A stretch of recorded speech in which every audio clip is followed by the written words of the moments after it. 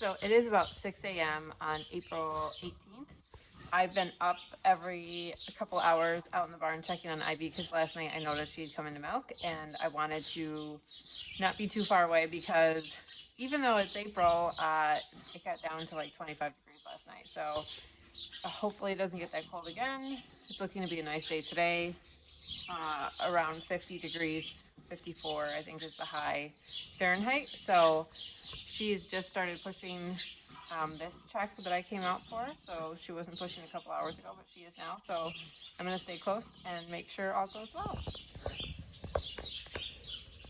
That's a push right there when she kind of straightens her legs out. She, the rest of the night checks when I came out, she would come right up to me when I called her and get up and move. And now that she's in this state of active labor, she doesn't want to get up. She's just working on getting those babies out. So hopefully this goes better than Maple's litter. I didn't talk much about it because it was pretty upsetting, but Maple had a litter 3 weeks ago. She got bred in the first heat. I thought Ivy did too, but apparently not.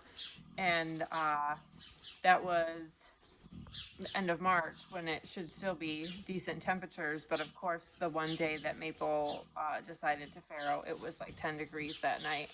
And they were all fine at one check, and then the next check I came and they were all underneath her. I had heat lamps, I had places for the piglets to get away. It was right in the middle of the pen. It wasn't like by a crush rail or anything. But I don't know if they were just eating and rolled underneath her and she was a first time mom, didn't know what to do, but it was pretty heartbreaking.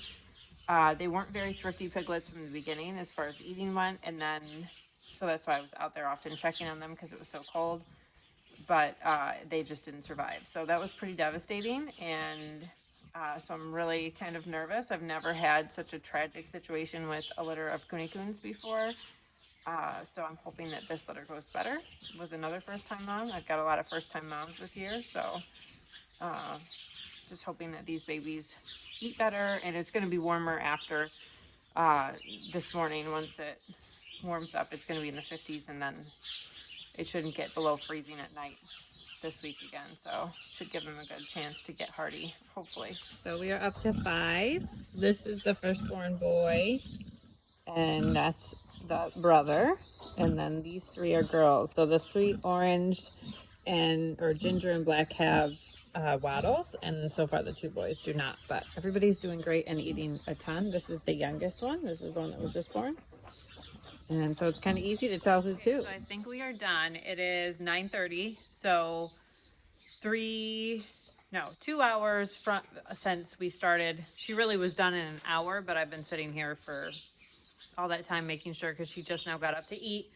So she started pushing around 6, first piglet 7:30, last piglet 8:45, and now they've all eaten really well. This has been a really strong litter, nothing like the last litter. Most of them are very big. There's one boy and one girl that are a little bit smaller, but they'll probably catch up. So we still ended up with all the girls being ginger and black like Ivy and all the boys being black and white like Wilbur. And she's up and eating now, so we're happy. The girls are all double waddled. The boys both don't have waddles. So yeah, this is our first dually registered litter. So any of the piglets that meet breeding standards can be registered with both AKKPS and IKHR, which is great. So these are the babies. That is the youngest. That was the last one born. This was the first one born that just turned his little heart butt. There's a little white heart on his butt, so I know it was him. So youngest and oldest, and then these 3 were born in the middle. Everybody's super lively, and they've all been eating for at least an hour because she was born an hour ago. So some of them longer than that have been eating nonstop since they were born. And I just help get them dried off a little bit and then put them right up to nurse, and usually they just go for it. The 3 bigger ones were definitely the most vigorous eaters. This guy was the one that you would hear making noises like he was just starving. So these guys are pretty quiet otherwise so far, and they all seem happy and chunky, so that's great. And now Ivy is up getting a much deserved big old breakfast at the moment. So we feed them quite a bit more when they're nursing a litter. So that is it. We are gonna call this good if there happens to be more, because she hasn't passed her afterbirth yet. So you never know for sure. But I believe she's done. She still looks big, but that's pretty normal. So we're going to just cross our fingers and keep an eye on these guys. It's supposed to get up to 55 today. It's going to be cold and crappy tomorrow, but hopefully these guys just keep eating well, and they have 2 heat lamps over here so they can stay nice and toasty under them while they're figuring out how to survive. So thank you guys so much for hanging out with me and getting to see these little piglets come into the earth. I'm gonna add some footage from Maple's farrowing, even though that didn't go well. That wasn't necessarily her fault. I think it was just oddly cold for the time of year, but there's some good information about the trembling and what to look for in the teat line from those videos that I took. So I'm gonna share some of those after here, but I will sign off and say thank you so much for watching and have a great rest of your day. So we are out here with Maple. It is appearing like she's in the very beginning of labor. I came out before and she was laying there kind of trembling a little, which they'll do during labor. Now she's up and kind of nesting some more. She went to the bathroom a little bit. So I don't know. I thought she was due yesterday. Ivy is doing nothing. She's not looking like she wants to have children at all, but they were both bred on the same day. Maybe Ivy's didn't take, and she's more like the next season, but Maple is definitely very close. She's got milk in, and she's going through the beginning motion. So she's got Ivy for moral support and me. Her teats are tented. When they talk about that, when you look for that tented look on her teats, you know how they kind of go up like a tent in between each one, or you know, go down in between each one and up like a tent for each one. And like I said, her milk has come in, so now I'm just waiting and watching. She's very used to me, so it doesn't make her nervous for me to be in here. She was born here and she's pretty comfortable with me being around. So we're just gonna stay quiet and see how this goes. It's about 11:30 in the morning right now. So her mom took a long time when she had babies, so we'll see how long she takes. I just wanted to mention to you guys, pig birth is a little bit different from lambing or kidding, which is what I'm more used to. I have a little moral support right there. So with lambing and kidding, when the babies are born, the moms like turn around and clean off the babies and really stimulate them to get up and dry them off. The piglets are born and they dry really quickly.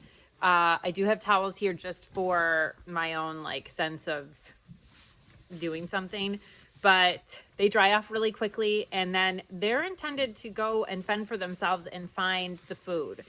The moms are kind of in a trance, so you might see Maple like trembling. She's doing that right now a little bit. During labor, that's totally normal. It freaked me out the first time, but you know, you learn with time that that's normal, that they kind of tremble. And they kind of go in a trance. So they will lie sometimes for hours in the same position and just allow the new babies to find the nutrition and nurse. So totally different experience from lambing and kidding.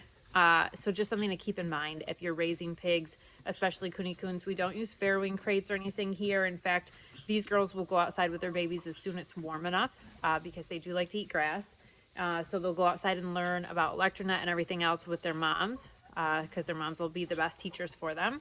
I do have a heat lamp in here. It's not on. I'm hoping we won't need to use it. Today is our last kind of cold day before the warm temperatures hit. So as long as all the babies are normal size and they figure out the nursing thing pretty quickly, then we'll be in good shape. So now I'm just hoping that this happens before I have to go get the girls for school so that I can make sure everybody gets here and gets eating right away. So I've been out here for an hour, just keeping an eye on Maple. She's been pretty restless, kind of up and down, nesting. Now her breathing is getting a little bit more labored, which is normal with what's going on. She hasn't been doing any pushing yet. She's just obviously in the beginning of labor. So I just wanted to share the progression of this all with you guys in case you're having piglets and you want to know what to expect. I can tell you each sow is different. Her mother would lay down and not get up at all for a very long time.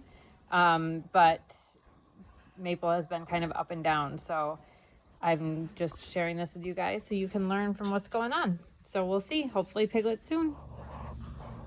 So I'm not sure if we're gonna catch it, but it's 1 o'clock and she just started pushing. So an hour and a half in, she hasn't really moved from this spot in the last like 20 minutes or so. There's been a little bit of discharge and she literally just started pushing, but my peacock's yelling because there's helicopters flying over. We live near an army base, so this is common, but I don't know if we're gonna catch her pushing again. That's the peacock.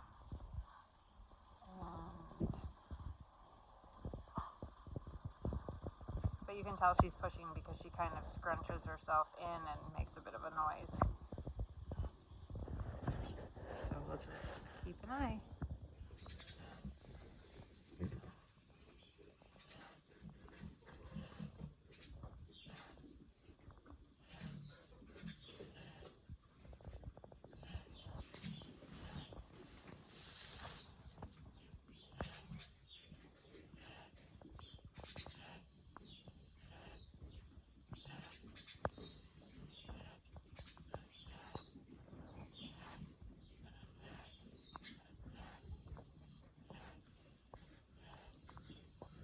So still no progress, but I just wanted to mention that one thing my mentor told me once was that when your girls are in labor, it's a great time to trim their feet because they're not going to move. They're kind of in this trance. So I just went through with my hoof trimmers right here and just trimmed up her feet a bit. So that's just one thing to check off the list, and it's a lot easier than having to roll them all the way over or trying to wrestle with them by myself.